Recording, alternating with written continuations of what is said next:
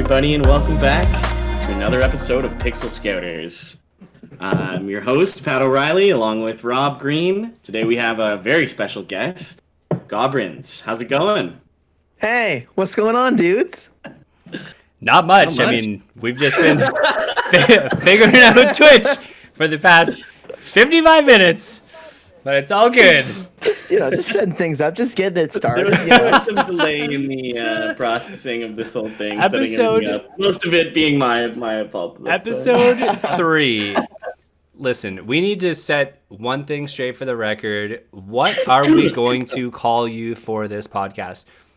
Do we call you Andrew? Do we call you Gobs? Do we call you Gobrinz? Like, what is your gamer tag is at Gobrinz? What do we call you, man?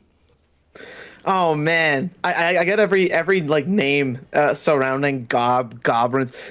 There's Gobs, Gobby, Gobrinz. Obviously, there's the based Gob. That's a good one I've heard before. The Gobstopper. Obviously, Andrew. Yeah, Gobstopper's a good one. That's what the name's actually based around. Because I love Gobstoppers. Did you ever get those big Gobstoppers that would take you? They would like raw your tongue out because you'd be just hands are all sticky because you're just holding a candy ball. As much as I wanted like those massive jawbreakers. I always loved the idea of them, but then when you think about having to go back and lick this thing and then put it on a shelf and then lick it again after, it's kind of gross when you think about it. You're licking down these layers. It seems okay when you're a kid. A lot of these things seem like good ideas. Yeah, so does eating boogers, but now we're old. Yeah. I mean, all right. Some things never go to style, am I right? And you see a gummy bear on the sidewalk. Are you eating that gummy bear? No, I'm not eating that gummy bear. I am not eating that gummy bear now, but 10-year-old me is definitely eating that gummy bear. What if maybe I'll think about it. I'll go do something and come back and it'll probably be there still. So, all right. So for everybody who doesn't know, this gummy bear's still there tomorrow.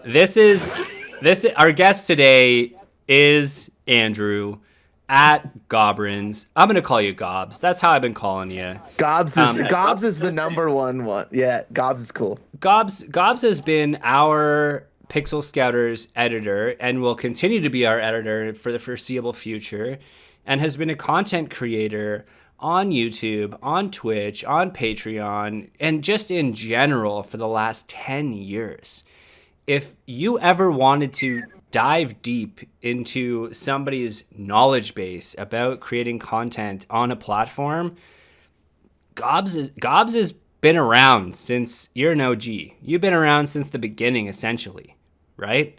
And it's been such a journey too. And it's almost like you're walking down a hill and then you just sort of start tumbling down a hill. That's what I compare this 10 years to.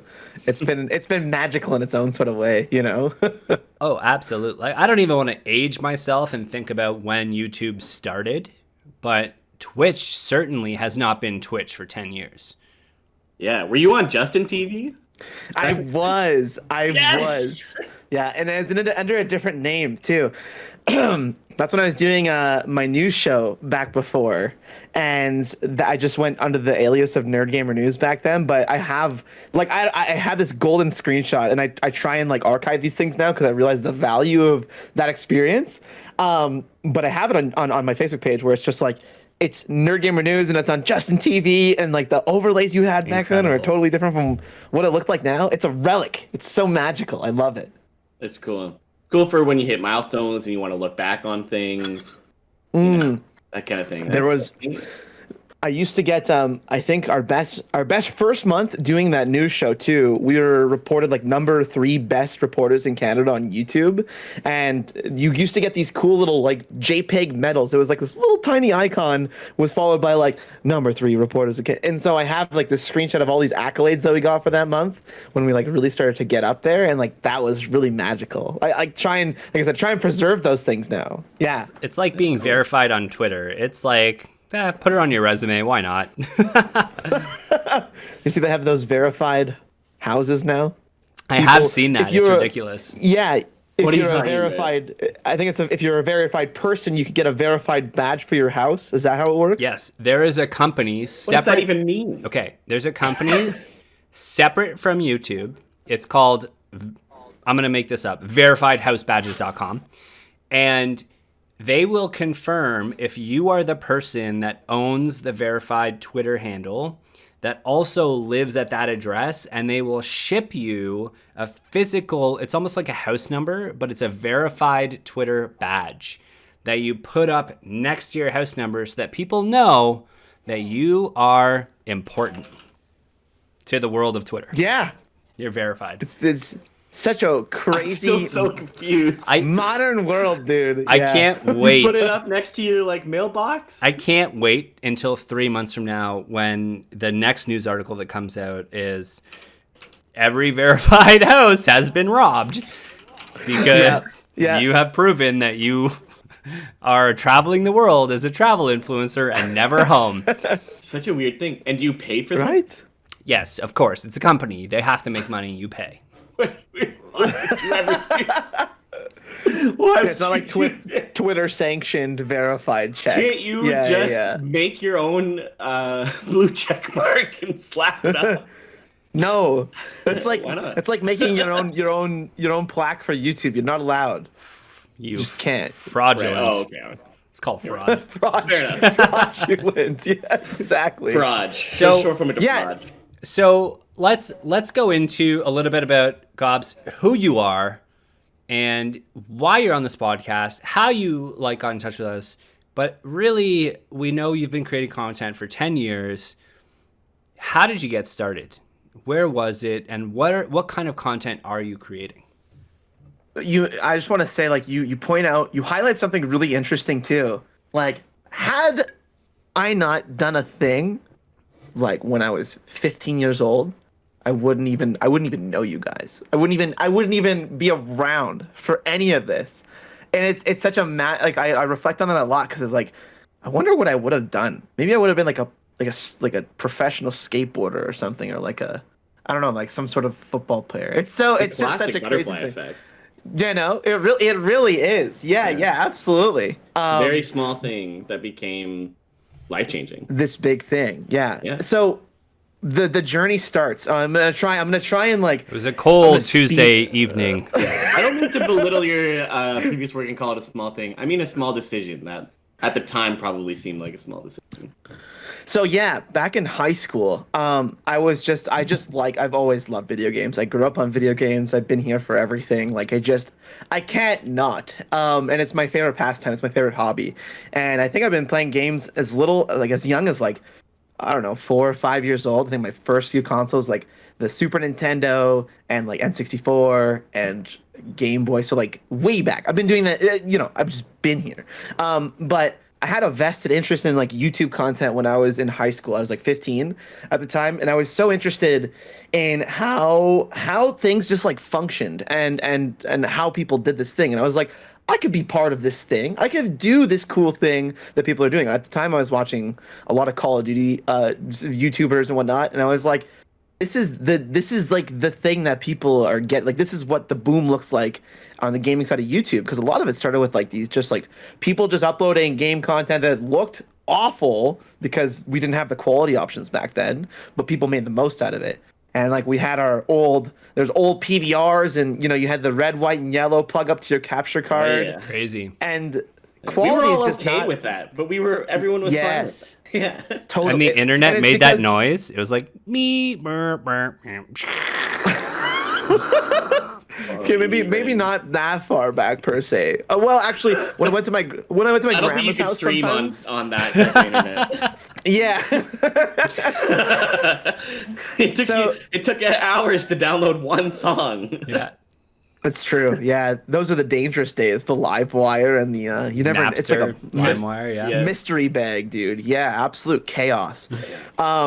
So starting high school, and I remember I started. I wanted to do Call of Duty videos and Call of Duty montages, and the way I did that before I had a capture card is I would record my old CRT monitor like my old CRT TV, and it was just like flashing, and I was like, this is awesome, this is sick, and I loved it. So then I slowly started to like get into things, and I was like, I'm gonna edit on X software, like whatever I can find, and just sort of start throwing things together. I got a really bad capture card. But what ended up happening is I read gaming news every single day, and I was really interested in gaming news. And I was like, wouldn't that be cool if I started like a gaming news show on YouTube? Because there's a few of those, but I feel like I would love to do something like that. So I started this gaming news show, and it was called Yesterday's Gaming News, and it was misspelt, by the way. It was Which part? Yeah, we spelt it Tar Day, not yesterday. Tar Day. Spell check didn't exist at this time. I just went for it, I guess, and then it took so long for someone to correct me because no one was watching. I love but it. I was just having fun. I love it. Too late at that point. It's way too late. You got to roll it. I had a best friend too who was like my co-host, and it was so bad. Like it was this old. We just sat there and talked about gaming news for like 5 or 10 minutes, and like no real gaming, like no real editing or anything. It was just us talking.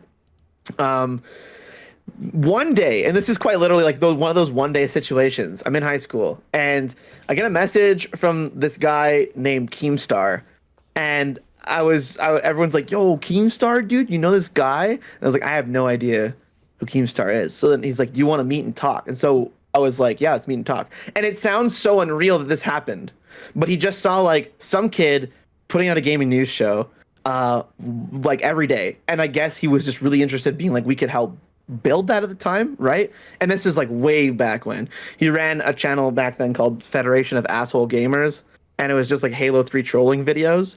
But he tended to do this thing where he would like go around and try and find like other channels that he could help like support or like buy into, I guess, technically speaking, and like build them up and then also get a payout from that as well. That's what it seemed to have been. Even back then, I knew that was the case, and I was like, I wanted to get into it, and like this felt like an opportunity for me to do so.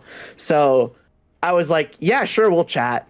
And then you fast forward like a week or so, do some back and forth, and like we had like a channel set up, a new channel. He gave us the name Nerd Gamer News, and he like heavily promoted us, and like the channel like exploded up to like I think like 2,000 or 3,000 subscribers at the time. Like within a month, we got a lot of like analytics out of it, and like reflecting back at it, even then the show wasn't good. It was still just us sitting in a room talking about gaming news.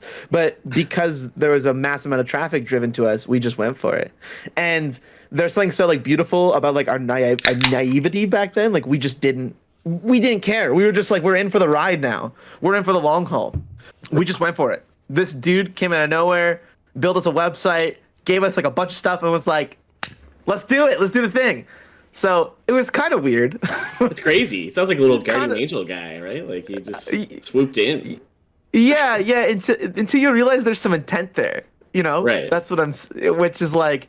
So what ended up happening too? Do we want to get into the intent and the like potentially not so positive side of what happened there, or would you rather not? Okay, we want to get into it. All right, let's get into it, baby. Because there's sort of I spent a lot of time thinking this through. By the way, there's a silver lining really in everything, right? Let's really frame this for people. Okay, we've got somebody who is older, experienced, and established in the world of content creation, who is hunting or preying on naive, up-and-coming content creators. And this is not restricted to the time period. This still happens today. This still happens. Absolutely. So let's lay that playing field that this still exists, and it can be happening to you, to somebody you know, or to one of your friends. What happened? What are the signs looking back to be aware of? And what did you learn? Yeah, sure. That's great. It's a great, what serves as like a great notice for everyone else. PSA. So what? Yeah, absolutely. We got an Amber Alert. And everyone's cell phones are going to start blowing up right now with the alert. Yeah. So what ended up happening is he went and said, okay, let's get you signed on to like a network. It would be so cool to get you monetized in such a way. So back then, that was when multi-channel networks were like really popular, and that was one of the quickest and easiest ways to get paid and like get in and get paid basically, and like for your content. So we went to do that, and the person I was co-hosting with was of age, so I couldn't actually sign that contract, but he could. So we this got is a a crucial moment. We're talking. This is where a signature is going on a piece of paper here, right? Oh yeah. So what ended up happening is it was for the game station. Yeah, the game station, and they've now turned into Polaris. Polaris sold off to Disney at some point as well in all these years. So there's that, which is like an interesting piece. But back then they were like another Machinima. They were a competitor to Machinima, and everyone knows what Machinima is. If you don't, it was a big like giant gaming MCN. They had like a bunch of shows on there and whatnot. So we ended up getting a contract from them, and someone reached out to us and said, "Hey, so this guy, Keemstar, is trying to sign this contract under his name, like it's his channel, and then give you a payout, I assume, right?" And I said, "Okay." And they're like, "Yeah, so maybe you guys should sign the contract yourselves and then figure out whatever terms you have on the side with him afterwards." And so that was on the advice of someone in the network, like the person who passed off the information to us in the network. And so we said, "Okay, sure. Yeah, that's probably a good idea, quite frankly." This person is your real guardian angel now. Yeah. So we did that. We signed it to like our channel, our revenue and everything, and we submitted it. And I remember going to him and being like, "We're gonna take this action, and then we'll talk about terms afterwards." And he got so mad, man. He got really mad. And like I think as like a teen, I kind of was just like, "Whoa, like this is something else." So and it's all in like voice like messages like on Skype, like we were communicating via Skype, right? And then it ends off with him just being like, "Okay, you know what? Whatever. As long as we figure out what we're doing, it's all good." All right, cool, great, awesome. We can do that. So this guy's real upset because he can't fuck you over as much as he wanted to. He's still like, I would probably say yes, right? And he still like promoted us, and we still did a bunch of work together, and all this stuff. I got to a point where he pulled, and I don't want to get into the details of what this was, but it got to a point like after a year of working with him or so. Actually, it was about 6 months working with him, like just having those conversations off and on and whatnot, and seeing where we could do things. Got to a point where he pulled off like a really bad public stunt, as he does. He's very notorious for this at this point. Is he still around today? For those who don't know who he is, like, is he still producing content today? Yes. Okay. He goes under the name Drama Alert, and it's a very popular channel on YouTube. I think they have upwards of like 5 to 8 million subscribers at this point now. So shortly after you guys have signed or tried to come to a verbal agreement and sign some revenues coming into the content you're creating, he pulled a public stunt. So yes, and the whole gaming community, I remember, was like, "Hey man, this isn't cool."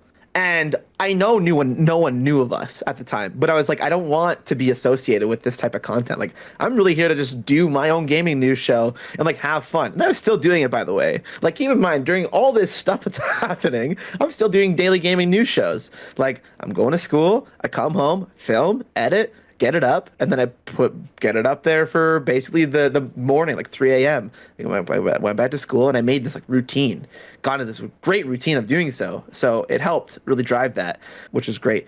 But yeah, we decided to cut our ties with him. We said like, "Hey man, like whatever you're doing, we're not a huge fan of it, and like we're gonna just end this relationship preemptively." And so again, he got really mad. Pretty sure I don't know the exact words, like "you silly cunt" or something like that, along those words, way back in the day. And he was like, and I'll never forget, the last thing he said to me is like, "I'll make sure you never make it in content." And I was like, damn, okay. He's like, "I was going to introduce you to X, Y, and Z, and like we were going to make this a big thing. You're nothing, kid." And then that was it. That was the end let's just put a pause on this for a second. Mm-hmm. Classic predatory behavior.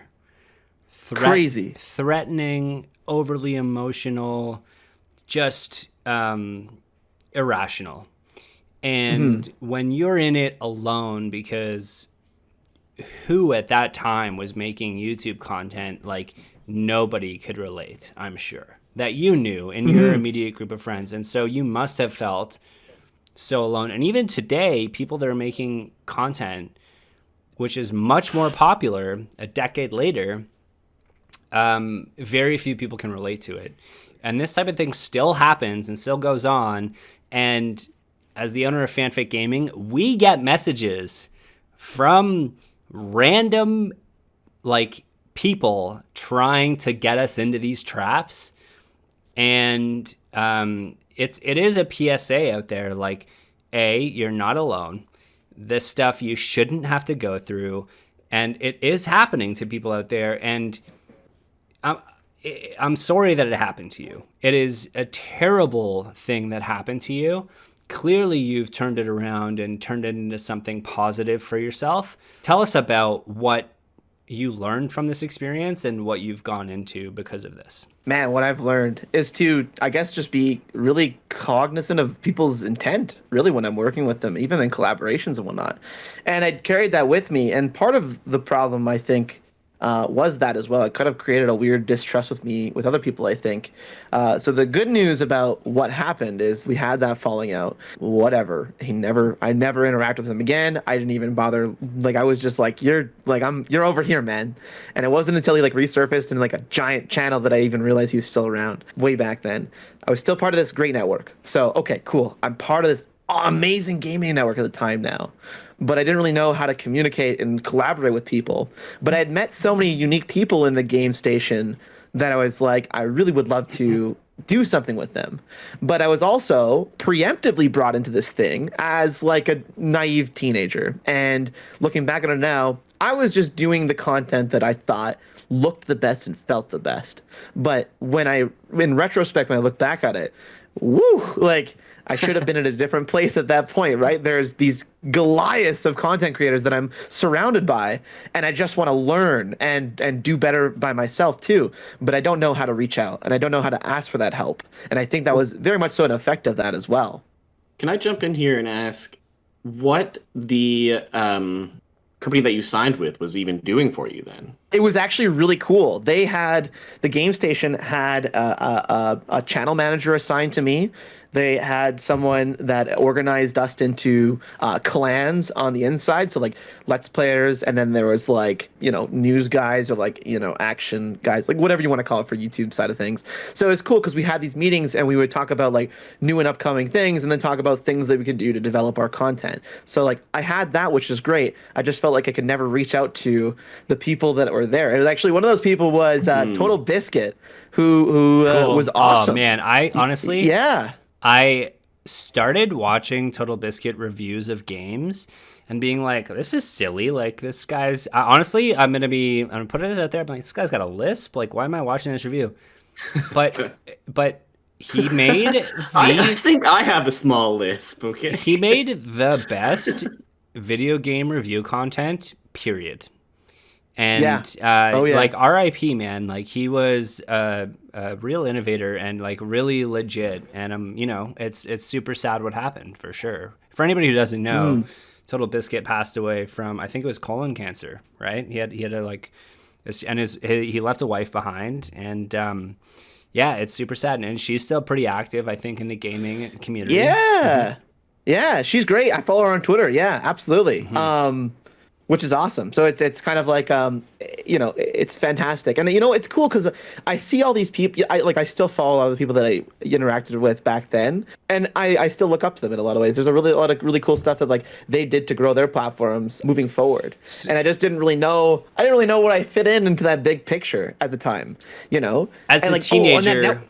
As a teenager, you shouldn't know. You're figuring that out. But okay, I'm gonna get this like this experience that you had over years. I'm going to ask you to sum it up into 3 or 4 or whatever, a couple of points. Let's make it 3 or 4 of just piece of advice for new content creators on what to potentially look out for. Like, take what you've learned, what you've gone through, and put it into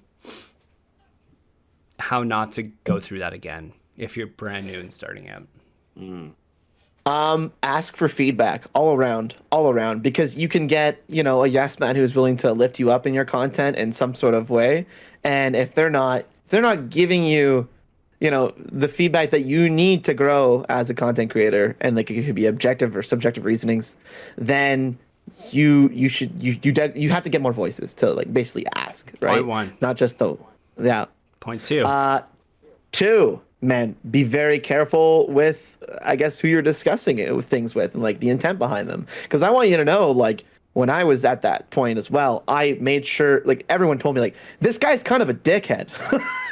Said, okay. But I was just so excited about the opportunity. I just went for it. And he was one of those guys, and maybe this is a red flag, where he's like, hey, any exposure is good exposure. And I'm like, I'll never forget that. That was like one thing he like really followed through with. And it's like, maybe I look back and then I'm like, maybe that wasn't the best. Maybe that wasn't the best, plan to like follow along with in that sense. So, okay. Yeah. Fair.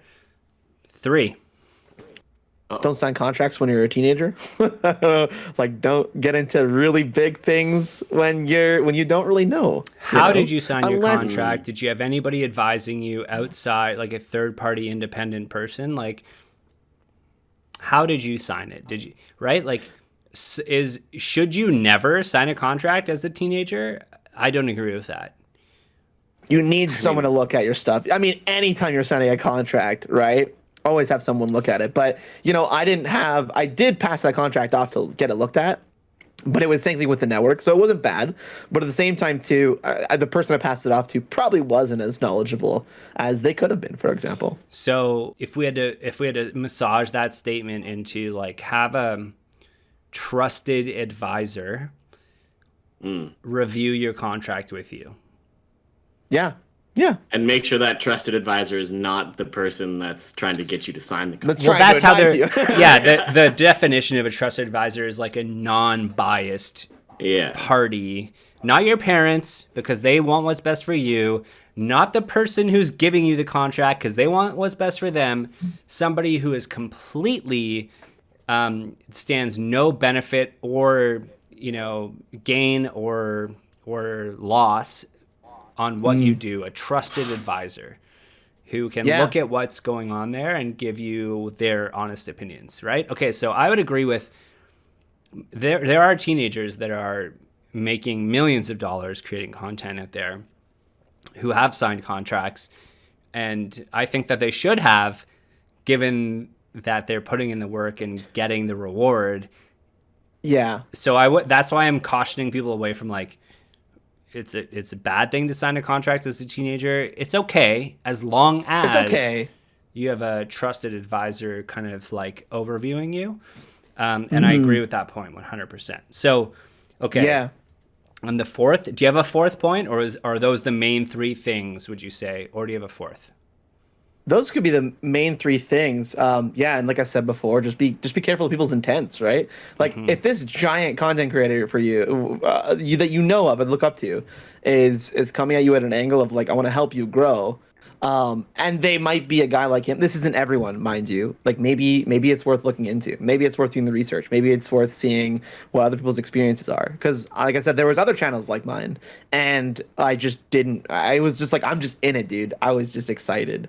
And I kind of fell to that. So, but yeah, I want to move away a little bit from this because there's some pros here, right? There's some really great growing opportunities that came out of all of this. I learned how to self-reflect. I didn't have this giant monolith. I didn't have like a yes man anymore there, right? And I didn't have his audience anymore because I wasn't being promoted in any sort of way. I was then again left as this sort of teenager in these like big shoes of this giant network where I was like, I'm just gonna keep trying my best here, And I get it. I wish I did more with that. Did you have a partner in this with you, or were you doing it by yourself? I did have a co-host he was my best friend at the time, and he ended up taking a different job, didn't have the time to put it together and help me out with it, and like that was okay.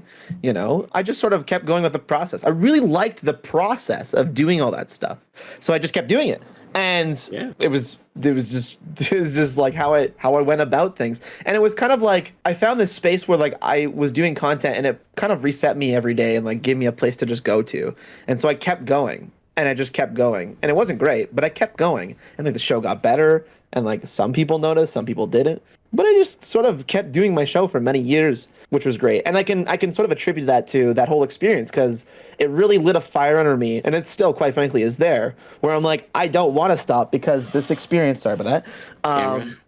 The camera is so great, and I like the process of doing so and sharing online content and experiences with people. I just didn't really know how to do it, but I was trying to figure out how to do it. Right. So I did the gaming news show for like 5 years, like a long time. And then I quit doing that gaming news show and started just doing my own content as like me, as an actual individual, Gobrinz, not just, Nerd Gamer News or anything else. I wanted to just do the thing, So then I was like, I was playing a lot of Destiny. I was like, let's do Destiny content, Destiny commentary. I was like, whoa. And like tried some of that. And I found like I would try different things. I would escalate really hard in content. And then not like my first episode was probably, yo, what's up, guys? It's Gobrinz Sim coming at you with like a commentary. Going to talk about like, I don't know, some guns or something. And then 4 months later, I listened to that. Yeah, 4 months later, I was like, energy. I was like, that's not working. So I was like, what if I was louder? And I was like, yo, what's up, guys? It's your boy Gobrinz. What up, dude? Ah! And like, I just got really loud. And because not many people were watching, I was like having fun. So I was just like being a shitter. I just kept escalating the episodes. And then the best episode that went out when I was doing Destiny content is when I had the loudest intro. And it finally, I had eyes on it. Like algorithmically, it just clicked. But I was so loud and obnoxious that people in my comments like, yo man, good video, but you fucking suck, too loud, blah, blah, blah. And like all the trolls in the basement just walk on down, make their little comments. Yeah, it was good. Yeah. And I think I went through a lot of changes and like man, my interests changed in my teen years. I did different content. Like I watched different creators. They inspired me to be different in different sorts of ways because of their influence. And so I was very transformative this time. I was doing Destiny content, and then I did a little bit of Dark Souls, and then I was still doing I still occasionally did like the one-off news show, and then I did. Oh man, just like I tried to stream back in like 2014 consistently. Well, in the pre-show, Pat, you jumped in on some Minecraft content with Gobs, didn't you? Yeah, that was really fun. Yeah, I thoroughly enjoyed that and look forward to some more. Patty, what was that about? Well, I feel like it's not my content. I'm just taking it part. I'm a viewer in this situation. But it was really fun. He's got a server set up for Patreon members and subscribers to come in and have fun, build stuff, and I think it's great. This is Pat. I'm going to steal the show and on the questions here. Steal away. This is the stop me from talking. This is the. We don't know if we brought this up yet, but I'm feeling horrendous today. Yeah, my body is not happy with me. Pat is an absolute trooper, and I want nothing else than to go lie down right now. If this was an in-person show, I think me and Gobs would both bow out and say, we're not going anywhere near you. Yeah. But, this brings us to the crux, honestly, Gobs, of what I want to talk to you about, which I'm super excited to talk to you about. Years of experience in YouTube. Years of experience with Justin TV transitioning into Twitch. And today, however, you're making a living being a content creator and doing creative work. However, you have made the decision to separate yourself from twitch.tv as your main revenue channel. Yeah. So talk to us about what the Twitch revenue channel is, why you didn't pursue it, and why you've gone to where you're at now, which I believe is Patreon. Yes. Yeah. So yeah, sum up everything I've discussed. A lot of experience, an unsurmountable amount of experimenting has led me to this point. A lot of just like trying things and seeing where this leads me to. So approximately 3 years ago, I started consistently streaming on Twitch, and it was also another journey because I came from YouTubing to Twitch, and like if you watch like a new I find if you watch a YouTuber stream on Twitch, they sort of are just kind of like they're trying to figure it out as much as you are, and they're just sort of like sitting there and just going through the motions. And so like, because they're not streamers quite yet, it's a different world, Which right? is the live stream, and YouTube is an edited product. Well, usually, like you can put your live stuff up there, but yeah, it's Twitch, a different beast. I remember being dissatisfied with my experience on YouTube at the time, and I switched to Twitch. I was like, I'm gonna go for this live streaming thing. I'm just gonna dive in, see how it turns out, and like this is gun for it, right? So I streamed consistently for 3 years. I've done a lot of stuff, like in and out of stream teams, experimented with that kind of stuff and like different ways to get myself out there and like promote my content. And I was very much so on the level of like, I bleed purple. I love Twitch. Whoa. Because I wanted Twitch to be like, I was expecting Twitch to be like this great gaming brand that you could like post videos on, you could stream to. It was like your one-stop shop for everything gaming content. But quite frankly, Twitch in its current state, they haven't really done much of that I was hoping that they would become. Like, it hasn't really changed much in the years outside of like the few UI changes and like the diplomatic decisions they have. What do you mean? Because Twitch is literally known as the live streaming gaming content platform. Like, that is how it is branded, and it is top 10 most visited websites in the world. So what do you mean? Can I jump in and suggest that the largest watched category on Twitch is just chatting? AKA the thirst zone. Like, yes. Please bring water. Just chat, like people in, hey man, people in just chatting are grinding as just as hard. Grinding what? What are they grinding? Oh god, Some might be different ballpark, man. If someone from just chatting isn't their audience is going to transition of mine. You know what I mean? Like, they're not stealing my viewers, so they can. It's cool. It's hard for me to say that they're grinding when I feel like some of them are literally lying in bed, providing no content and just reading chat. They're providing content. They are providing content. It is clearly like they are getting views for a content. It's not content. It's a different type of. It's a different type of content, but it's still content. No. They aren't providing any content. When I say that, I'm saying they're reading chat. Like, it literally, by a strict definition, you're putting something up there, that's content. But their content is not coming from themselves. They're literally just parroting chat and having you look at them. There's something there, though. Doesn't apply to everybody, but there's a fair amount that are doing that, and that's their shtick.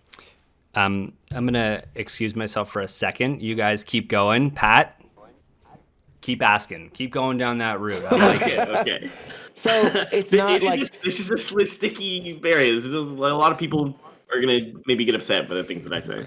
Well, so they're just chatting isn't like that's not one of the major problems. It is we could talk about it as a problem per se, and like some people might perceive it as a problem. But I don't think it's a problem. I feel like it's like the content is there for the viewers that want to go, and that's okay. I'm not upset about it. As much as I have opinions on it, I like you do your thing, and totally. People that want to watch it, they're watching it. It's great. I hope you're all enjoying yourselves. And it's just a different world, man. It's the same. So I play a lot of MMORPGs, for example, and like there are roleplay communities, and I just don't get it. And it's the same sort of idea if we apply like that understanding to people that like maybe go thirst and just chatting or something like that, which is fine. It's just a different world. It's a whole different ballpark. I'd like to dip into that. What MMORPGs have you dabbled or dipped your toe in that have role-playing aspects to them? I will get into that momentarily because I do want to talk about like the things that I see as actual things in Twitch. So like a few things with Twitch is like the way that they are trying to like sort of manufacture their ad block or their ads around ad block in a sense, and it's to the point where it's breaking a lot of external websites. It's breaking the platform by itself. It's sort of doing this like uninhibited damage that like at first we used to be really mad about like embedded streams, like, oh, these guys are just boosting up their streams. Sure, yeah, but there's also something inherent there. There's not a lot of discoverability on Twitch as a content creator. What are the ways to grow on Twitch? Well, you collaborate with people, right? And you can collaborate all the way to the top if you wanted to. However, if you think about the viewers that are in the top 0.0 or the streamers that are in the top 0.001%, they hold a lot of that viewership in between them and their friends. And like, that's okay. However, there's just not a functional way for people to actually browse and explore Twitch. Like, if you think about your experience on Twitch, right? There's no recommended, really. Like, even on streams, there's no real suggestions outside of the people that you know that are friends with other people. So when you go to Twitch, when I go to Twitch, my experience is I go to twitch.com and I go to the left bar and I click whoever I already follow. Correct. You don't go to recommended. You don't go to suggested. You don't try those things. And Twitch has done very little. I already have a list of people I found that I like. One of the things that they tried experimenting with was boosting streams to put it in the ad space so that people could find that stream more accessible from the front page. But do you click those? I don't. No, that's not really functional. Page. Right? So while the design maybe the design was good. Front page of Twitch, maybe I'll click on something if it looks really interesting. Yes. The front page carousel is actually really interesting because that was my step into Twitch. I remember I'd get on Twitch and I just swipe through front page and I would find people that I liked. That's a very accessible way of finding people. Yeah, I would say the other main way might be you type in a game that you want to watch about and then look around in there. Yeah. Sometimes, and that might be someone's experience, absolutely, because that's actually how you'll find people. Like when I stream like a niche game and someone just has that game on follow, then they find it, right? It's kind of that idea. So that would make sense as well. That's a great way of finding people as well as just finding the games that they're interested in. So, but a lot of those things, like I think Twitch designs a lot of things that they think are a good idea, but when they actually implement them, they don't work at all as intended to help boost discoverability. There's some partners and ambassadors on Twitch right now that are like, they do so much and they have and quote unquote bled purple for so long, but there's not really a return there. And they've hustled and grinded so hard for this thing, they're not really seeing the payoff. And when you think about it, some streamers sit there in their boxes for 12 hours a day, 6 hours a day as their full-time gig to make, get 1,000 subs and make like a bartender's wage, right? Because that's about what that equates to, quite frankly, aside from tips and everything else or any form of monetization. But that's why we talk about it's really important to diversify your platform and try and make it so that you can be in other places, because Twitch isn't doing you many favors, quite frankly, in this current state of things. So I took a lot of time to reflect on this. I've been on Twitch for so long, and I was looking at what this looks like. Hey, Gobs, before you get into that, just for my reference, when somebody is an affiliate on Twitch, you mentioned bartender's wage, 1,000 subs as an affiliate, what might that pay? So if you do, 1,000 subs is, if you as an affiliate, you get paid $2.50 per sub. So right? 1,000 subs will be $2,500 for that month. A month, essentially. For a month. Yeah. And to be an affiliate, you need to produce how much content? Is it 10 hours a week, 40 hours a week? It's low. Yeah, it's probably 25 hours, and I think it's 12 days stream total. Like 12 hours, average viewers. So the bar to get affiliate is really low. And it's almost predatory when you think about it, because that bar is so low and achievable that you're celebrating a victory. You're like, yeah, I got monetized. I can do this thing. It's great. But when you get to the nitty gritty of it, you end up realizing you're going to be sitting in this box for X amount of time on a platform that has no discoverability, to try and grind out partner, to struggle for so long, to make very little on the return sometimes. And I think I personally, and I'm part of this now too, is we take any victory we can. We celebrate our communities. We celebrate our how hard we work at things. We celebrate what we do to bring everyone together and celebrate all these unique people that we've managed to bring into chat and see us every day and support us. That's great. However, it feels like we're celebrating those victories because we feel like we can't get many others on Twitch as anyone that's not in the top 0.001% of viewership. And that's tough. And I think with partners too, right? Partners are in a very similar boat. They have access to, other opportunities, thankfully. So what does a partner make off of that same 1,000 subs? I think they negotiate it. You can negotiate it if you're a big enough channel, but you would, by standard, make $3.50 USD per sub. And what's the requirement to go from affiliate to partner? Do you know? Partners, you need to have 75 average viewers. Usually they'd prefer if you have about 100 right now, just because the platform has grown so much. You have to grind a lot. And like, again, on a platform that doesn't offer much discoverability, if you choose to just go ahead and be a streamer, how do you expect to go from 3 average viewers to 75 with really no real priming or knowledge or, you know, people that just flip on a stream being like, "Hey, I'm gonna make it." Can I give you just a challenge to what you're saying? Sure, absolutely. Okay. Twitch is the platform that lets you make money, but they're not responsible for your discoverability. In fact, it's the other way around. They rely on you to market yourself, to bring people to Twitch, and for doing that, they will pay you. Yes. How does that change? But then they're double dipping, basically. How are they double dipping? They're doing less work, but making more money off of your work. But yeah, Rob does make a really good point, though. That is a whole part of the process. I think that process doesn't really explicitly say a lot of that. And like, mind you, a lot of just getting on the internet and doing stuff is figuring that all out, which can be problematic. And I still have friends that will celebrate affiliate, and I still celebrate affiliate with them, mind you, even though I've taken the actions that I've taken, just because I know that affiliate is a really good way into getting invested in Twitch or like invested in streaming or like what that feels like and looks like. But in the long run, people will sell everything. People will they'll quit their jobs.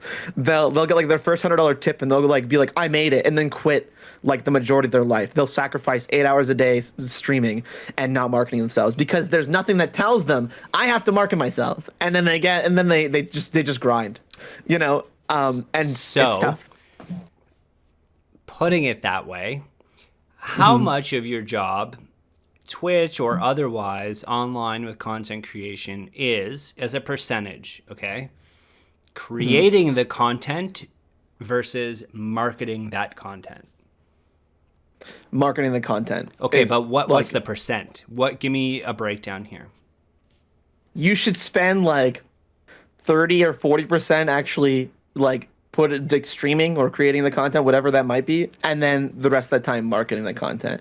And marketing that content could even be like learning the skills to market that content, like or networking, right? Right. And like I'll also add that like YouTube isn't in your cards as well for the time. Like YouTube is a great platform for discoverability. So I recommend that people try YouTubing and creating something of value that's tangible that people can see, because that will definitely drive an audience. That's how I've grown most of my content on Twitch, is through my YouTube content. But it's still like a process, I guess, right? So with that being said, all right, I'm like teasing out what your points are. And you don't like Twitch because of the discoverability. But yes, but I also don't like YouTube. But you also say that 70% of what you do shouldn't rely on that platform for discoverability. It should be in marketing. Yes. Marry that for me, like mesh that, because what Twitch does as delivering gaming content via streaming, it does, in my opinion, very well. Part of the problem too is that your affiliate contract is exclusive to Twitch. That's one thing that should be disclosed here as well. Got it. So your affiliate contract locks you to Twitch for 24 hours exclusivity. It's because they want people there. 24 hours? What do you mean? Sorry. As opposed to as affiliate YouTube or Facebook or yeah. So like if I wanted to restream or any of that, if I want to put my stream elsewhere, I had an affiliate contract, I am locked to my affiliate contract. So I have to exclusively stream on Twitch and I cannot move that content anywhere for 24 hours. Wow. Until afterwards. That's so smart. That is so smart on their behalf to lock that down, right? Like, let's think about any news cycle. Does it ever extend to 72 hours? Never. It's the Super Bowl. Is anybody talking about the Super Bowl 72 hours after the Super Bowl? Very everything's been said at that point. Everything's been said. Right, yes. So it seems timid, and it seems not predatory, but it is important. That 24 hours matters, because if a new game releases, or if a big news cycle event happens, what matters is that first 24 hours. You got to make content. 100%. I would even say that the whole point is that it's live. Like, this content is now when you're live streaming. You can be live streaming an event that's happening, E3 or something, and you're like, the people aren't going to be interested in this even 6 hours from now. They want it now. I also want to highlight the return on for. That's an amazing point, actually. It's really important to highlight that too. And I think that, like, content creating on, so like, let's say you're making a video versus streaming, the value that I put into 80 hours of video editing and producing, for example, versus the value of 80 hours of streaming a game, like, one significantly outweighs the other, and one will do a lot more for me. Why? Even if it's just because, so what happens is if I'm sitting there for 80 hours of streaming, and I'm new, mind you, let's say I'm brand new at streaming, and I'm sitting in there, and I want to earn viewership, right? But I'm just playing my game, just cycling, I'm just doing the thing, right? Doing the motions that Twitch has, like, gamified, because they have, like, Twitch achievements, like, stream for X amount, like, wow, good job, great job. You get a little thing, right? Yeah. Yeah. Whereas on the other side of things, I'm learning to try and put something of value out there, like a video, for example, that has more shelf life than just a stream. So, like, a stream, when you do a stream, let's say you stream for 8 hours, right? I stream for 8 hours. I have this 8 hour stream now. Okay, and there's an 8 hour VOD. What's the likeliness that someone's gonna go watch this 8 hour VOD compared to if I produced a video out of that 8 hours and put it out there with all the right, let's say I get all the right bells and whistles, like, I put my tags and my titles on there, and then let's say I go and put it on Reddit, for example, right? My 8 hours that I went from Twitch that I go and put on Reddit, what's the likelihood that someone's gonna watch the 8 hour VOD, be like, hey, I did this crazy thing in this game that I was just playing it. Let's say I'm just playing Minecraft, right? Okay, who's gonna watch my 8 hours of me just playing Minecraft? Whereas if I go edit this video, and maybe I'll take, an 8 hour recording and just cut it down to the best parts and then put that up, and it's a funny video or something like that, and I put that on Reddit, there's a lot of that's a little easier to engage with and be interested in comparatively, right? So again, though, it goes to Twitch is not your marketing. Twitch is your platform to produce live content. YouTube is your platform to produce edited content, and your marketing brings people to YouTube, brings people to Twitch. And so in your case, when you have decided to go, and like, hey, I'm not picking on you. Like, this is great though. No, yeah. Like I get it. I get that Twitch is difficult, and people come into it with rose-colored glasses, meaning naivety, that they don't understand what's involved. They think that when they produce the content, the job is done, and it's not the case. So what made you transition to Patreon versus Twitch? And I'm sorry, did you guys already cover this? I'm sorry if you did. Nope. No, we didn't. So as you guys know, I'm no longer a Twitch affiliate. I've canceled out of that contract because I do see sort of the flaws in, like, that system. I found that, like, if I chose to switch to a Patreon system, I'm not just giving Twitch 50% of my revenue that my community has worked so hard to put together for me in that sense. And that was a pretty big thing. What's the Patreon business model?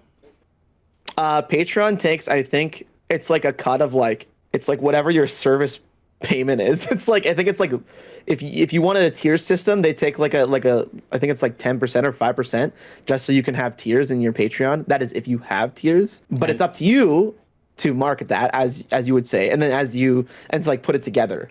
Right? So and, if like, you didn't have tiers, to so let's say that I had one tier, it was $1 to subscribe. I had 1,000 subscribers, paying Patreon $1,000. How much does Patreon pay me? They would pay you the the full amount of that. Like they right? take nothing for payment processing. Therefore, yeah. Okay, so Patreon's really cool. It's like just like payment processing basically, and like whatever PayPal fee so like is involved with 1.7 conversion. or 2.5% basically, It's instead so of low. Yeah. instead of 50 to 70% for an affiliate on Twitch, right? Yeah, so let me give you like the way it looked like for me. I should really put it this way. Yeah. So streaming for 3 years and like really grinding down what I was trying to do on stream. And I want you guys to know, like, if you can gather anything from today's podcast, I've had like an identity crisis for like the last 10 years of content. I've never stuck with like one thing I really enjoyed. It was like Call of Duty, Dark Souls, Final Fantasy 14, and like now I'm just sort of like in MMORPGs just because I love them. Quite frankly, that is part of my content. I would comment on that and like variety as well. That part of that was your journey, and that's important for young new content creators out there. You do need to go on that journey, and you do need to do the things that Gobs is saying, like try different styles of content that you're gonna put out there, and do everything. Like exactly, feel what's right for you, and also what your viewers want out of that, and then go with that. Okay, carry on. So the way I saw it was, I'm doing this thing. I remember actually what had happened the 1 month. I think I peaked. So my peak for subscribers was about 300 subscribers. So I think it was like, whatever the payout would be on that. I don't know the math on it. Like say like $500, $600, right? And I was like, that's so cool. I was having a great time. Things were great. And like, but I was really thinking about like, okay, like I'm making a decent chunk of change now. What does that look like on the receiving end? Like, what does my community really get out of this? Do I just get on and keep going? Like, do I have community nights? Which I did, and I did a bunch of stuff for my community. Like we played games, we had our days. I've done things that I've done giveaways. Like I gave away like a Super Nintendo Mini once upon a time for just hitting a sub goal. Fun stuff like that, right? But I was like, these people are giving me, like everyone in my community is giving me so much, but I get so little in return. Am I really doing good by my community by not giving myself more than just what I'm getting out of Twitch affiliate? And so I started reflecting on like, all right, Twitch affiliate, I get 5 emote slots, which let's be honest, there's going to be like one emote that everyone uses out of all those. And that is if anyone puts it anywhere. Mind you, people do subscribe to certain creators just for emotes, such as Dan's Gaming. Valid. Like he has so there is that. But I also have a system of Better Twitch TV on my channel. And I'm like, I could just add all my emotes on Better Twitch TV because that's really... There's no, and like the majority of the emotes used in my channel are off Better Twitch TV. Mind you, I try and create... the majority of emotes used on Twitch are off BTV. As Better Twitch TV, right? I try and like you as a creator want to create the value of like, all right, I'll give you the best emotes. But when the system and like the culture of Twitch tells you, well, we want to use these emotes. Well, okay, I'm just gonna plug in Better Twitch TV then, right? So then I'm looking at that, and also you want to remember too, like Twitch deletes your VODs publicly every 14 days as an affiliate. So that's like deleting a YouTube upload. that's like just obliterating your record of that thing. And so no one can even like go back and watch it if they wanted to. But nothing's stopping you from uploading that exact same VOD to YouTube. You can totally, there's lots of content creators that do that. They'll do their name -live and they don't even edit it. They just slap it up there. I'm not, by the way, I'm not paid by Twitch. I have not in any way associated with Twitch. I'm defending, what I'm trying to do is play devil's advocate to what you're saying, because I know that if I was a layman listening to what you're saying, I would have these skeptical questions. Very similar to how when you were a teenager being approached by somebody predatory, those same questions are the questions you should be asking.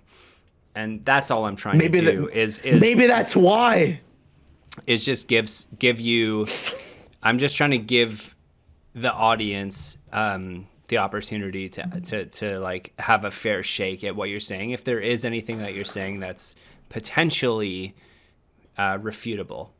So So if I were to, Pat, if you were to sum up what Gobs is saying on why Twitch is not the place where he wants to spend his time and effort in creating content and making it and earning and a living, what would that be? based on what you've heard so far. Okay. Here's what I'm gathering. That you don't necessarily want to leave Twitch because it is a good streaming platform that people go to and use and watch. You just don't want to be monetized through them because Patreon gives a far better proportional payout, and your subscribers' money is mostly going to you, which should allow you to then create better content for them because you're getting more funding to spend more time and more effort on the content that they love. So, Pat, again, if you were trying to create content around gaming on Twitch or on anything based on what Gobs is saying, like, what would be your plan of action? It's a tough one. So, like, honestly, I'm not sure. I see a lot of people doing both. Gobs is the first one that I've really noticed that intentionally. I'm not saying that there isn't other people doing this. It's the first that I've come across where you've intentionally left the affiliate status or partner status and tried to focus your revenue stream onto Patreon. And I totally get why. It sounds like a really good option to me. What would you do? I don't really think you're alienating your viewer base at all. I do see a lot of creators doing both. Mm-hmm. Right? They put up a Patreon thing as well as a subscribe button. The thing about that it allows people, subscription is a fair amount of money, and Patreon allows you to do more or less or whatever. Right? It's a lot more flexible in terms of. So Pat, starting today, Gobs, I want you to pay attention because I'm going to put this to you afterwards. But Pat, sure. Starting from 0 today, you are charged with the challenge of creating content, getting it out there, and monetizing that content. How are you doing it?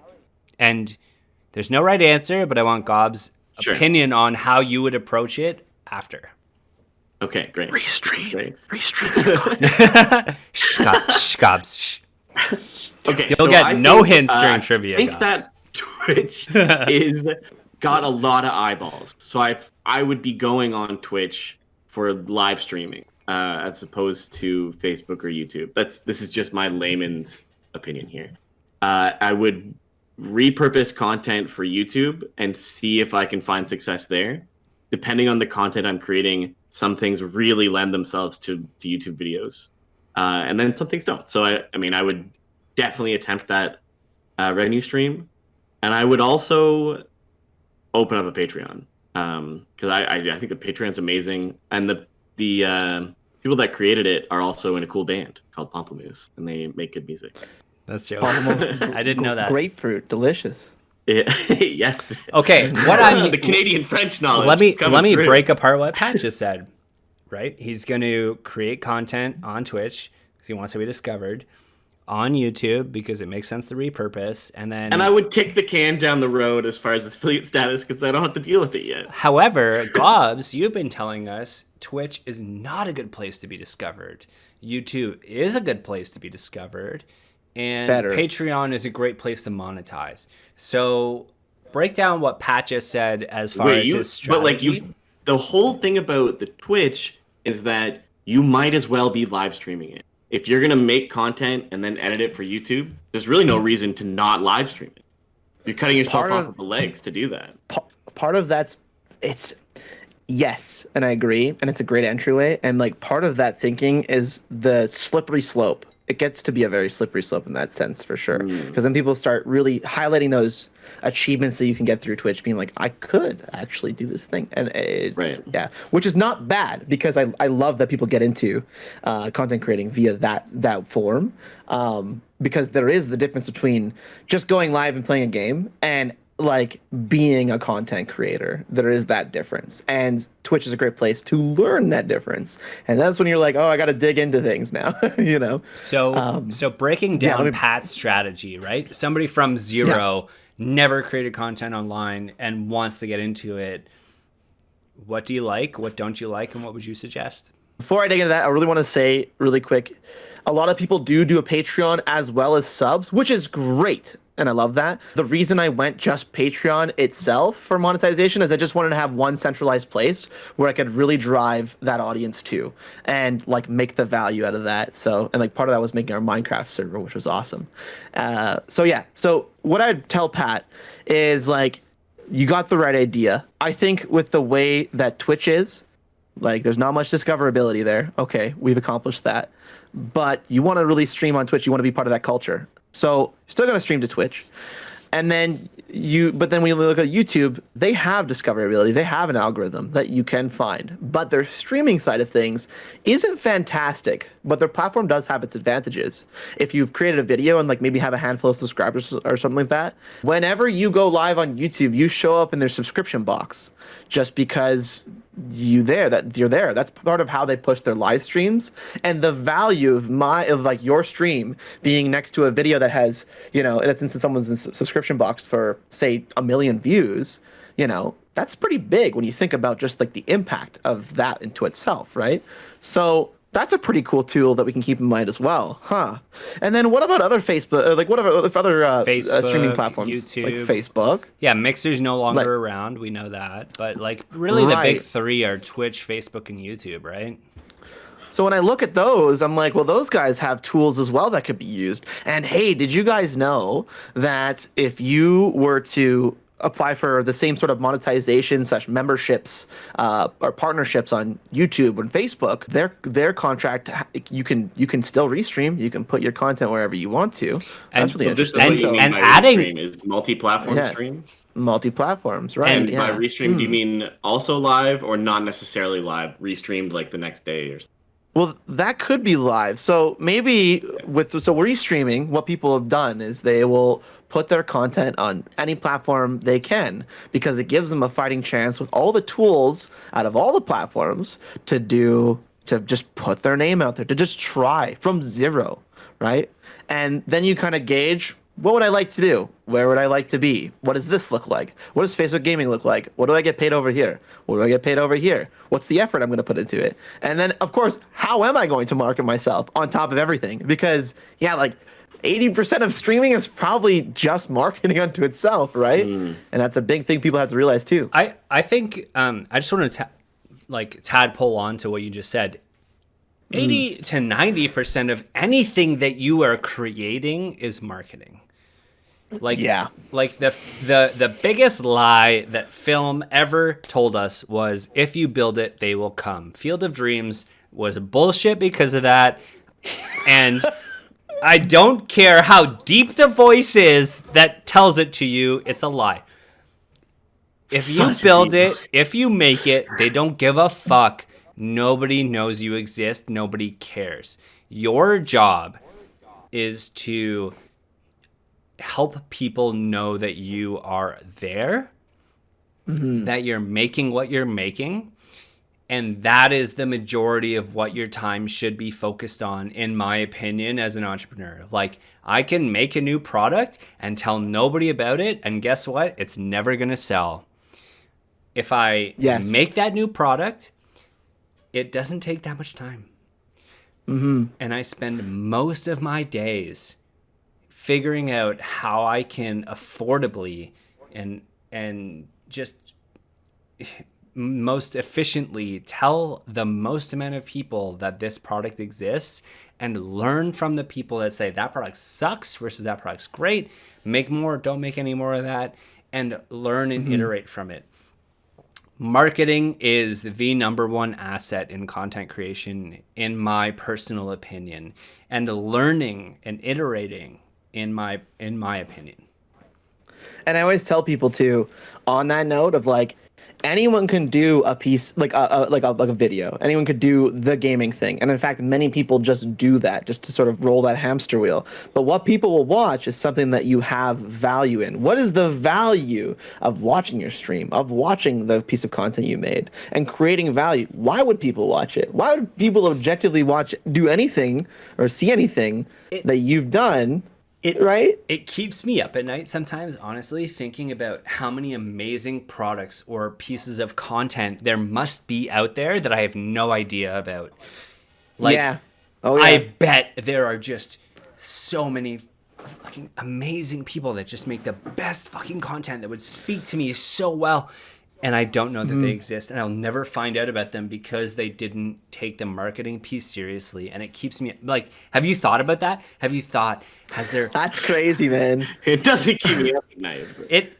And I reflect on that, right? Like, yeah, like there's even like podcasts that friends have recommended. Be like, dude, I found this like in the armpit of the internet, and I thought it was so funny. And I'm like, really? Like I never even remotely, and like that's how those things grow, of course, right? But at the same time, too, like other people can't always do the marketing for you. Like, in fact, actually, it's not how it works at all, right? No. You have to try and throw it out into the void, and eventually someone will find it. Yeah, figure it out for yourself. Absolutely, Patty. So I do really quickly want to. I summarize sort of like really quickly like what we talked about today, because I feel so bad that like my own thoughts are jumbled. If you guys ever watch my stream, like I was saying before we got on stream today, I will derail conversations so far beyond what the intent was, and it triggers people, and I get that, but also it's a good time. Dude, yeah. I have a list of questions here. I didn't even get into, like, we got one. That's great though. You just you dive in and you go where it takes you. Main points we're gonna cover. I got one out of these main points. I'm so sorry. Legitimately off stream. I feel like we did a really deep dive. And That's part of my fault though. When we were like the journey began, I was like, we're going deep. We're never leaving this part. Yeah. I think we got to pass this off to Patty for trivia, dude. You're not getting. Listen. Okay. Yeah, I get it. You're trying to politely. You're trying to politely exit the Pixel Scouters podcast without getting through the trivia. It's not happening. So while Patty gets set up, I really do honestly want to summarize, I think, what my thoughts are on things. So like 10 years of content creation. Wow, what a disaster. I did a gaming news show, had a dude come at me being like, let's get it popping off. I saw the light, and I was like, wow, this is what it's like to really make it in content creation through someone else's audience and actions. And I thought, this is what I live. And then I didn't have that, and I went back to zero and basically hit the restart button on everything I knew while I had all these fancy tools with me that I didn't really get to use at the time. So it was a lot of experience and a lot of being like, wow, I wish I had that time. And then that led me to, all right, well, I'm going to try this. I'm going to try this. I'm going to try this. I'm going to try this. And trying to find like where my place was in my small corner of the internet. So much so that it led me to streaming. And then I liked streaming so much. And then I was like, wait, Twitch is kind of not that great for just existing here. Like if Jeff Bezos came to you and was like, hey, you're going to spend 8 hours in a box, I'm going to pay you $2.50 per subscription. So have fun. Like you probably wouldn't say yes. And that's like at a bare minimum, that is what it is sometimes, especially when you're first starting off. And I just didn't like that. And I felt like I was robbing my own community because like a platform had to take 50%. Then I moved to Patreon, started doing my own content, and now we have a Minecraft server. People get exclusive access to videos. They get Patreon updates through me, which are quite intimate videos. That sounds actually really weird, I realize. They're not OnlyFans videos, everybody. OnlyFans videos. It's not an OnlyFans video. It's an OnlyFans video. It's intimate. So Pat subscribed to the Patreon. I wonder if he watched it, but it's just me sitting there talking about like my updated life for like 20 minutes. And like, I don't like doing things like that because I feel like, oh, listen to me. And so I don't like doing that. But then again, I'm a creator, so I should have some of that in me, but I don't like to be a narcissist, So like, you got to remember that you're doing it for the fans, right? It's not for you. Only the fans, so to speak. Only fans. It's only for the fans. Only fans. Honestly, Gobs, I'm busting your balls a little bit. That was a great summary. I'm really happy about it. Patty, I'm gonna pass it off to you for trivia, and I'm gonna give myself a bathroom break here. If anybody else needs it, go for it. Really Now's quick, we need to get our horrible ding noise. Or would you like a personalized sound? Whatever you would prefer. Absolutely. I will say there's a few questions I saw roll by in chat, and those are some people that I've actually been meaning to get back to. So you know if you're here. I just want you to know that I will get to you. I promise you. We'll talk. Well, you got a couple seconds while I'm getting these videos. You can answer a few questions. Sure. Yeah. No. And again, I want to apologize for being such a jumbled mess. We were really all over the place today, and it's hard to kind of get to everything. And I want to make it very clear: I don't hate Twitch. I just don't think it's quite the optimal platform I thought it was going to be, and others thought it was going to be. And I feel like I see a lot of my friends that have worked so hard building their audience just sort of still rowing the boat and hoping that something will happen. But it just seems like I feel bad for them because I wish they would do more elsewhere so they could actually build that audience elsewhere in a sense. So favorite it doesn't pizza? work for everyone. Some people it really works for, and then some people it doesn't work for, right? You gotta do what's right for you. Yeah. Favorite pizza. Any pizza, dude, honestly. As long as it doesn't have pineapples on it. Sorry.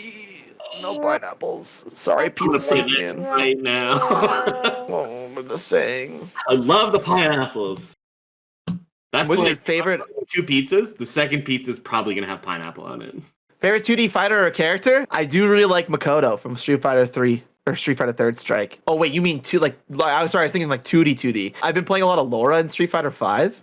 And that seems to be working for me just because she's this crazy sporadic character, but also it's just working. she plays good on a hitbox. Just saying, for what it feels like. I like Kuma in Tekken, which people don't like Kuma in Tekken very much. So, yeah. Just in time. We got our stuff ready. Rob's like, why didn't you already start? What's going on here? Okay, so I can't see anything except for you guys. Right. Just so you know. Good. Yeah, I'm there. You can hear it, and Dream can hear it, and our recording should record it. Okay. So, we asked you what your sort of favorite games are, what you've been playing recently, and we narrowed it down to Final Fantasy XIV. And I have a selection of boss voice lines that I'm going to play. I might give you, I'll let them say like 3 or 4 things. But if you know it, just jump right in. And then what we want from you, who is this boss? Let's get in there. You can just describe them, like the name. If you don't nail the name exactly, that's fine. If you know who it was, we're down. Right. Okay. Here we go. I'm in there. All right. Who are we gonna start with? Let's go with this. Okay. Dance to the song of ringing steel. That is oh god, it's the Knights of the Round trial with. Oh wait, no. This is Ravana. This is Ravana. Yes, it is Ravana. Yeah. Oh no, Pat! I thought we had this conversation. That is not a celebratory. Is that copyright? Yeah, specifically good. Copyright-free sound effect. Yeah, it's good. I don't think you can copyright half a millisecond of a noise. Like, I don't think that's possible. Yeah, you're good. You're good. Okay, nice. Good job. Good job on the first one here. Well done. That was Pat. Hey, listen, just to let you know, not to toot your horn here, but Pat likes to do a couple of layups first, and then we get into it. So, yeah, it's true. Yeah, I feel like I gotta be on my guard here. I could have gone real tough on this. Been like, what potion are you drinking? And it's the sound of a drinking potion. That's a great question. Possible. They all sound the same. There's only one potion sound, so I would get it. Just saying. Any potion is correct. Literally any potion is the right answer. Yeah, I think that in this game, correct me if I'm wrong, but if I'd have gone with theme music for an area, it might have been a little bit more difficult. It all sounds great, but they don't have the same jump out at you. I am here at this place that some other games have, because they're very large orchestral pieces with lots of emotion going on. That's why I went for boss lines. Okay. You can try one of those though. I'm okay with that. We could try it. Well, yeah. I got some more bosses lined up here. We're gonna go with this one next here. Your coming was foretold, servant of Ivalice. Or perhaps you serve another. Dude, this is Thunder God. Thunder God. Oh. Thunder God. This is my dude, Count Sadalphus Orlando. That's my favorite fight. That's Orban Monastery, by the way. That's the raid. That's a 24-man raid. So that's the 3rd or 4th boss in, I think. Yeah, 3rd, I think. Yeah. Well done, sir. That's my favorite fight. It's such a good fight. it still kills people, and it's like last patches, like last expansions content. I love it. Unreal. Hell yeah. Nail these things because these are just voice lines. Great voice acting though, right? And you're yeah. Final Fantasy XIV is a great game, you guys. If you like MMORPGs, definitely give it a try. I haven't played it. Yeah, I will. Okay, here we go. We got another one. This one I think is a popular one. People like this one. Let the revels begin! Susano! Hell yeah! Let the rebels begin! And the soundtrack for that one too is so good because it's like, oh, it's so good. Gobs, it's so pitch good. perfect. Pitch perfect, man. My stream says I'm a pretty good singer. Yeah, definitely. I will have you know, I haven't played a Final Fantasy game since, and the only one I've played is the demo of PS1, where Cloud's hands and whole body is just a block with some spiky hair, and you run around and then randomly encounter. So it's kind of put me off of the genre since. Like, should I get into it again? So Final Fantasy VII Remake, Final Fantasy XIV is an MMORPG, Final Fantasy 15 is sort of more like an action RPG.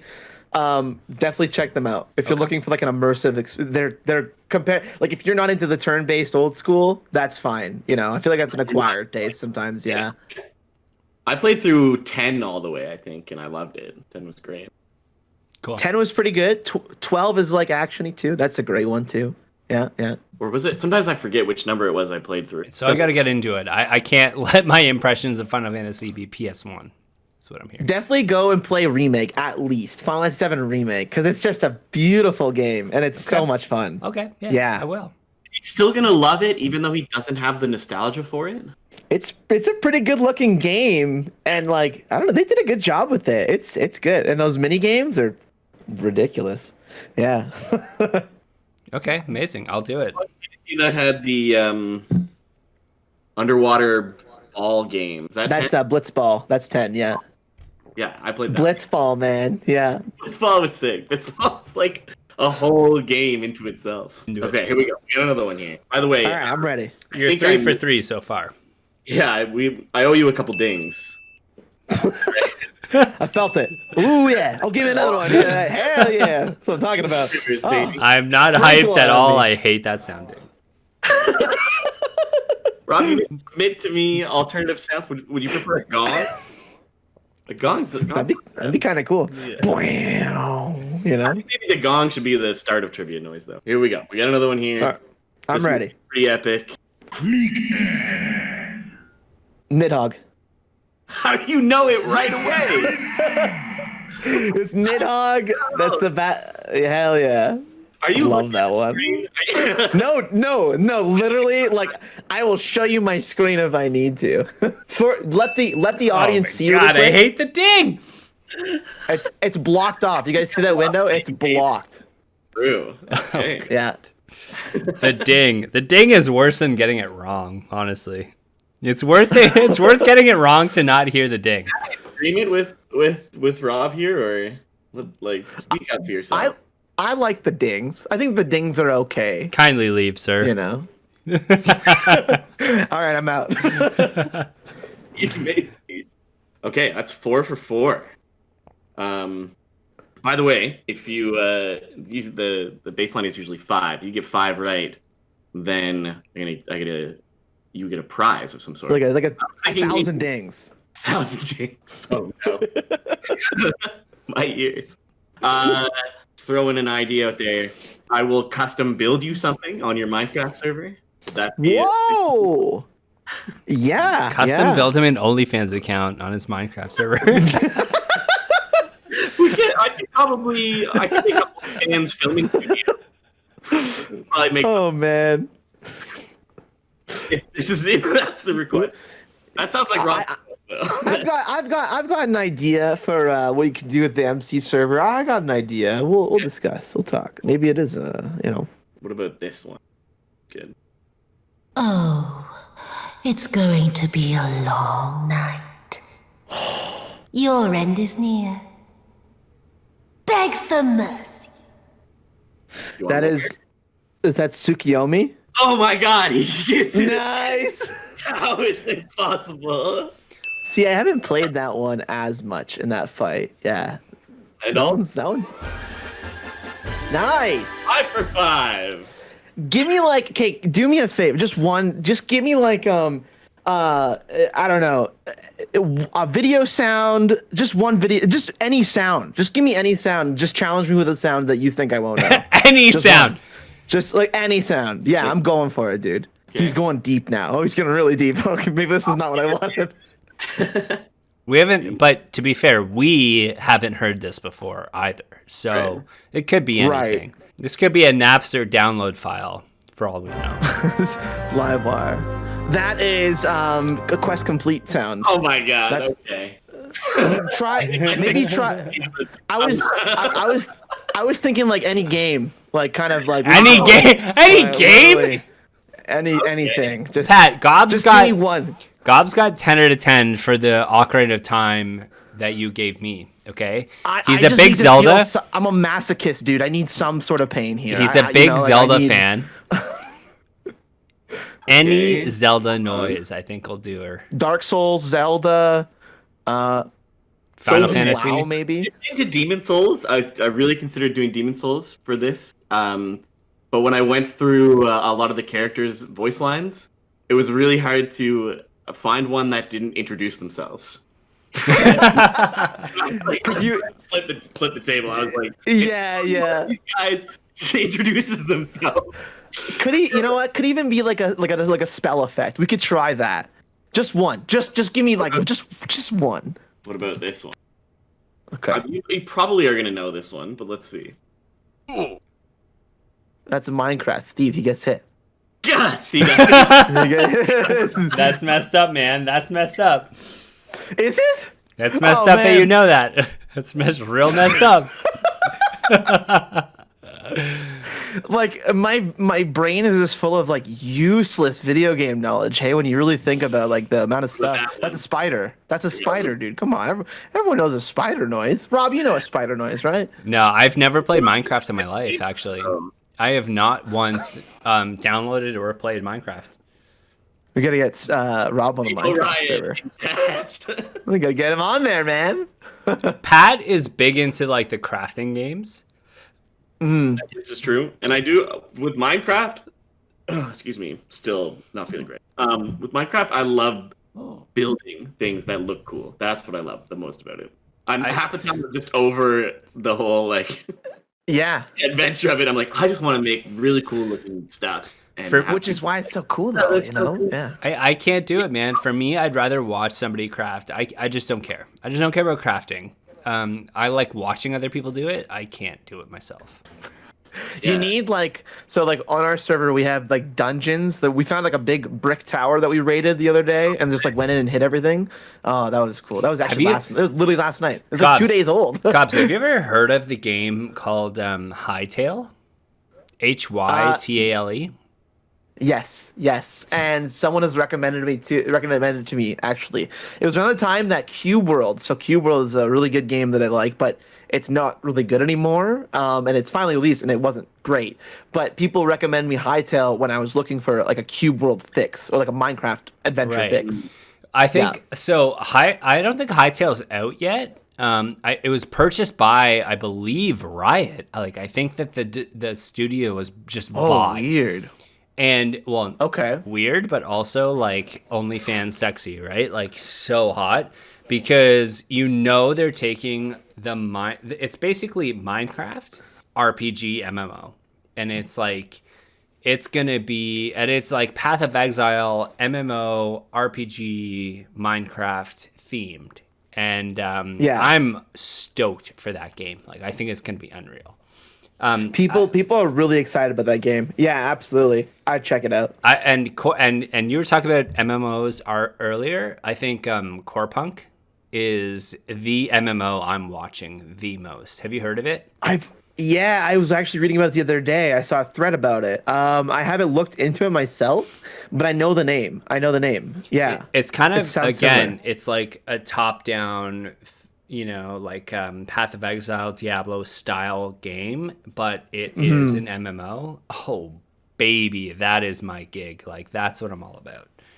Have you tried Path of Exile? It's like MMO like. Yeah, sure. I've definitely tried Path of Exile. Pat and I have played Path of Exile together. We have different styles, to say the least.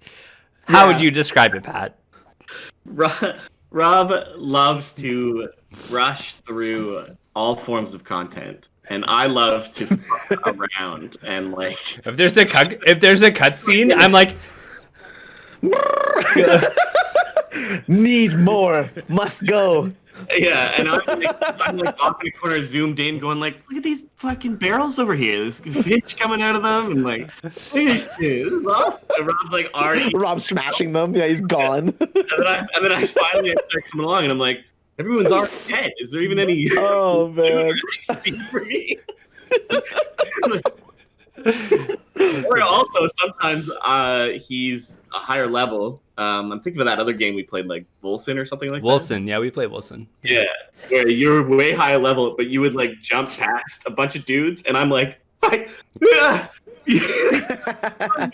you're already like so gone. I'm like, I can't get to you. Get back, so beast. Rob's like the ARPG guy then.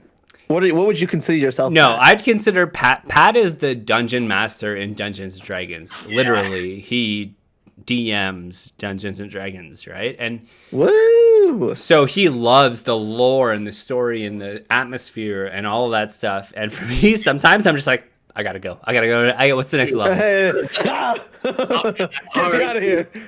Yeah, I gotta get my fix. So, I'll be real with you, Rob. As much as I love Final Fantasy 14, I don't know if you'll like Final Fantasy 14. There is a lot of text. There's a lot of reading. I'm over it. I'm already over it. I'm never gonna download it or play it. I like. Of course, I always love when people like get into it, but I gotta be honest. At certain points, like. The thing is I actually like that. I just don't like playing it. So like, I would watch your playthrough of it. Mm-hmm. I don't like being the one playing it, and I don't know what it is. It's like I just like it's more movie like. I like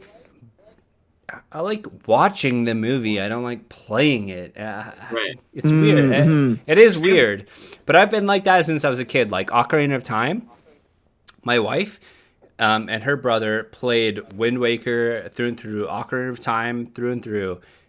I have only done the fishing in Ocarina of Time. I haven't done anything else.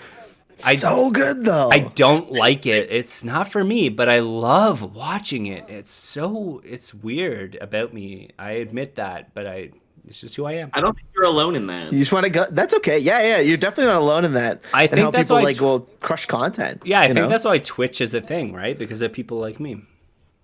By the way, it looks like we're wrong. We had somebody in chat tell us that was the dying sound, not the getting hurt sound. It's not the dying sound. Oh. Pat, challenging that. Rookie. That gauntlet has been thrown. So we've gotten, Gobs, you've gotten out of 7 questions, if dying, not getting hurt doesn't count, you've gotten 6 out of 7. Let's finish it up. Patty, give us 3 more. Let's just go for it, dude. Just give you across the games. Bosses, but across the games. Dude, we got Zelda, whatever. We got Final Fantasy, we got Dark Souls. You could just, No more ding, please, for me. No more ding. Should I edit the ding in or? No, out. Edit it out. My God. Oh man. I want to pick a good one. But I don't. As soon as I play it, you hear it. So, you know what you could do? Feel free to type me something, Rob. Yeah, no, I'm just gonna say it. Do a Star Fox character. They all sound the fucking same. Super Nintendo Star Fox. Who knows those 4 characters' names? Oh man. Okay, let's go. I think Star Fox. Slippy, Fox McCloud, Falco, and who's the rabbit? Pepe? Pepe? Pepe?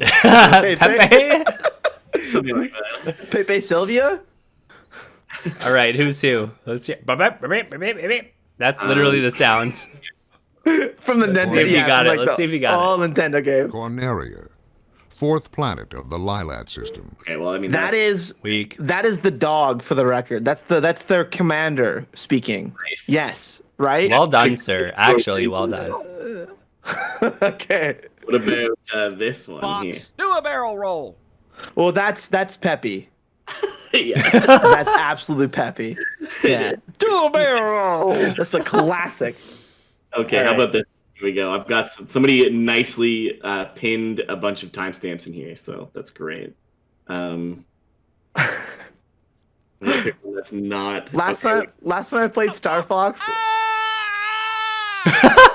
So somebody is Sorry. Say that again, Say it again, Pat. or do it again. A, to charge your lasers. Oops. You can also lock onto enemies this way. Watch out, Fox! Watch out, Fox! Watch out, Fox! Okay, never mind. That's ruined. That's many. That's many. That's the whole team. Yeah. It was. I was trying to get back up to the point. Who is And it's- it? Fox dying. It was. Yeah. Fox dying. I'm not gonna give that to you, man. I think that you didn't get that. That wasn't a good clue, though. I wouldn't count that as a question. See, some of these are too obvious. If I pick like this one, Don't ever give up, my son. Well, the first one's Andros. Second one's Fox McCloud's dad.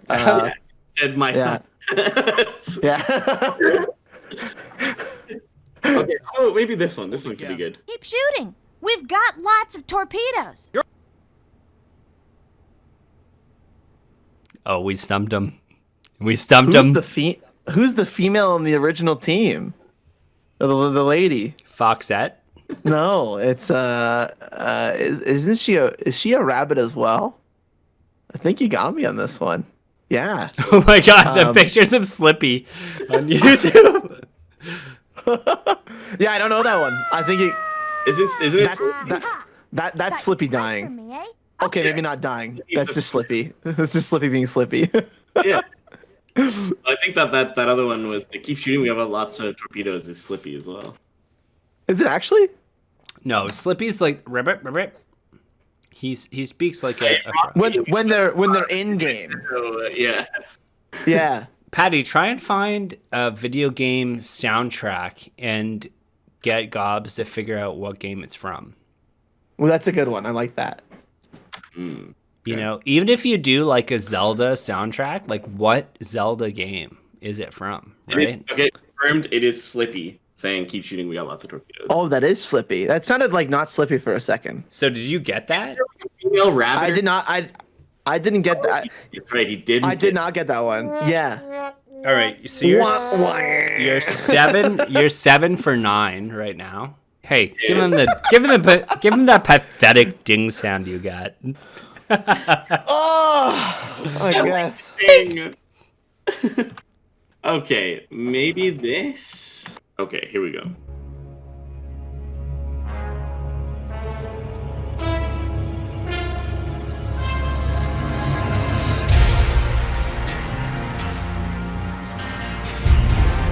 What game is this? It's a triple. Okay, we'll give you this. It's a AAA title. We might get copyright strike for this music. Okay, pause Should it. be Pause okay. it. This is Yeah. AAA title, very well-known publisher. This is so hard if you've never played the game, though. Really right? hard. It's literally impossible. Okay. Next clue. You want a next clue? I don't think I've ever played that game, you guys. I get It's one more. it's clue. an RTS. Is it StarCraft? It is StarCraft. You fucker. Yeah. Okay. Well done, sir. StarCraft name. I played the relaunch or whatever. What was that one? It was StarCraft 2. Trying to get Okay. another theme queued up for you. I've got you down as 8 out of 10, and that beat my Zelda Ocarina of Time score, so I hate you. The Windmill Man was in the city, as far as I'm concerned. Yeah. I'm so angry about it. I can't Kakariko- do that to you. The windmill Just chilling is in very Kakariko City. distinct, like separate entity. You know, it's no. All right, so let's wrap this up here. Honestly, Gobs, we didn't get a chance to talk about anything that we really just. I've got so many questions. Oh man. Patty, it goes. That means it was another good interview. Patty, take her away, buddy. What do you want to wrap up with?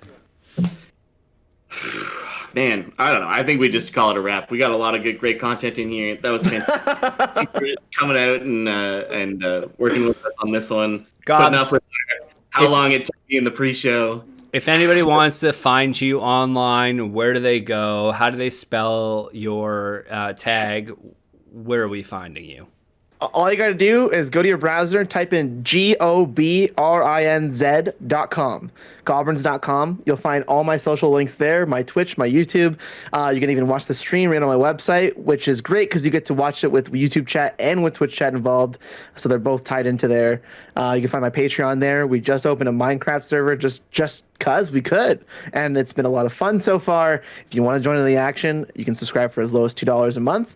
And you know what the benefit is I get every dollar. So it gives me more time to produce the best content for you. If you like MMORPGs, that's mostly my shtick. I play WoW. I'm playing a lot of WoW right now. I really enjoy Final Fantasy 14. I spent a lot of the last couple of years digging into Final Fantasy 14. So if you're looking for any of that type of content, YouTube is the place to go. And when it comes to noises in Final Fantasy 14, I have 3,000 hours in that game, and it's just it's drilled into my brain. Wait, what MMORPGs are you looking forward to most? Like, what's on your playlist next?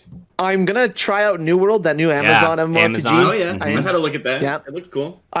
I tried the beta. There's a lot of things they could fix, but it kind of has this nice sort of elegance to it where it reminds me a little of Dark Souls, like, you know, your PvP, your rolling and stuff like that. It kind of has that vibe to it. And I love Dark Souls. So it did have that sort of vibe to it. And then if the world ever sees a crumb of Ashes of Creations, maybe, you know, we'll try that as well at some point, if it ever comes out. And I'm going to throw this in there, Core Punk. I have no affiliation with them, but it's going to be incredible. It does look pretty cool. Yeah, right, yes. I'm telling you, I'm going to lose a year of my life to that game. I'm telling you. I really got to check it out. I do. He's telling you now, Elena. I know you're still here. Yeah. I'm going in there. Elena's watching.